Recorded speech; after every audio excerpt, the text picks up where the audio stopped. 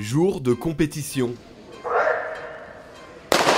Alors que les 3000 spectateurs du stadium vibrent pour le 60 mètres de Christophe Lemaître, pendant ce temps, Renaud est en salle d'échauffement.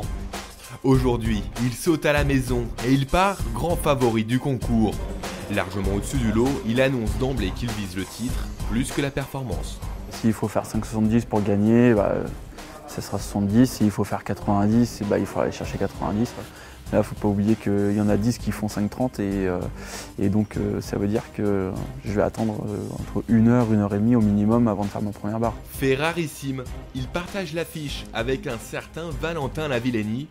Le petit frère a assuré sa place pour ses tout premiers championnats de France grâce à une jolie performance à 5,36 m. Il est venu à Clermont justement pour me rejoindre, pour les facilités d'entraînement, tout ça. Et puis là c'est une première récompense, quoi. Et casque vissé sur les oreilles, les deux compères sont en phase de concentration. Le tout sous les yeux d'un papa admiratif qui s'est déplacé spécialement pour l'occasion. Je suis très fier pour eux, oui, très très fier.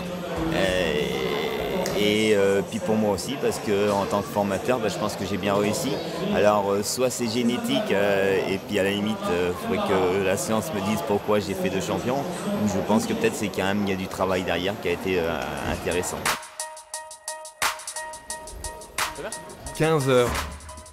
Renaud Lavillenie fait son apparition dans l'enceinte du stade. Direction tout d'abord la chambre d'appel. Puis vient le moment des derniers réglages sur la piste d'Aubière qu'il connaît par cœur. Premier débriefing avec son entraîneur, plutôt confiant. Là je suis pas... Ouais, t'arrives pas à l'accélérer parce que tu te mets un petit peu, un peu sur le quadrille, un peu sur le fessier et du coup t'arrives pas à relancer derrière. Vraiment actif sur le sol, essaie d'être rebondissant, après ça va être bon. Ouais, je suis en forme. Ouais. Mange bien, tu fais pas un petit coup de mou sur la bouffe et voilà.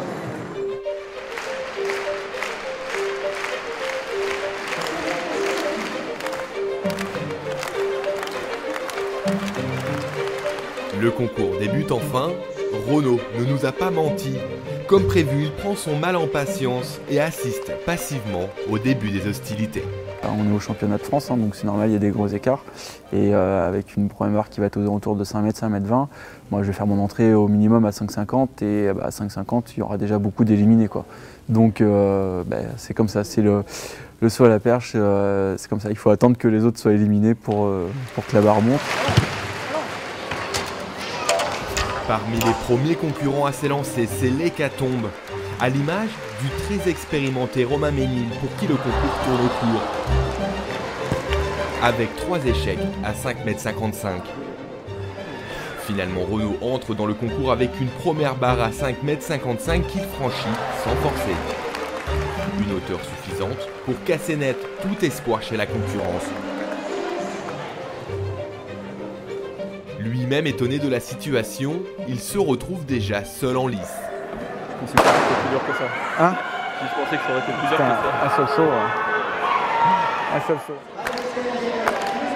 Quant à Valentin, après une première tentative réussie à 5,32 m, T'as pas le choix. Dès le premier, tu lâches tout. Il y a de la place partout. Donc tu restes là-dessus et vraiment actif dès le premier, tu te sors les doigts du cul. il échoue finalement à 5,45 m. Une belle performance malgré tout pour cet espoir qui termine 10e au classement. C'est bien, tout ce qui est problème et motif, tous ces trucs-là, tu l'as bien géré, c'est bien quand même. C'est quand même tes premiers élites, voilà. T'es bien débrouillé, tu rates ton record, hein. Faut pas oublier ça. Mais évidemment, quand on s'appelle Lavillenie, ça ne suffit pas. La voie est libre pour tous les paris. Renaud passe une première barre avec succès à 5,72 m avant de se frotter à une hauteur de calibre mondial, 5,86 m. Première tentative avortée, puis 2. Et finalement, Renaud essuie un 3e échec, synonyme d'arrêt du concours. On est loin de sa meilleure performance mondiale établie à Nevers, mais qu'à cela ne tienne, le Clermontois apprend à gagner sans chercher à tout prix à épater son public. C'est l'enseignement de la journée. J'ai fait un premier saut à 5,50 et puis après, tout tout s'est accéléré, j'ai fait mes 5 sauts en 20 minutes, un truc comme ça. Donc voilà, après 86, mes 2 premiers, je peux pas être déçu parce que ça manque de pas grand chose. Maintenant après, je préfère que ça passe pas ici et que ça passe dans 2 semaines plutôt que l'inverse, quoi. Si la performance n'est pas exceptionnelle, mine de rien, Renaud remporte là son 3e titre de champion de France d'affilée. Un titre qui lui permet de préparer sereinement les prochains mondiaux. Mais il sait mieux que personne qu'il devra se surpasser pour espérer décrocher l'or, mondial cette fois.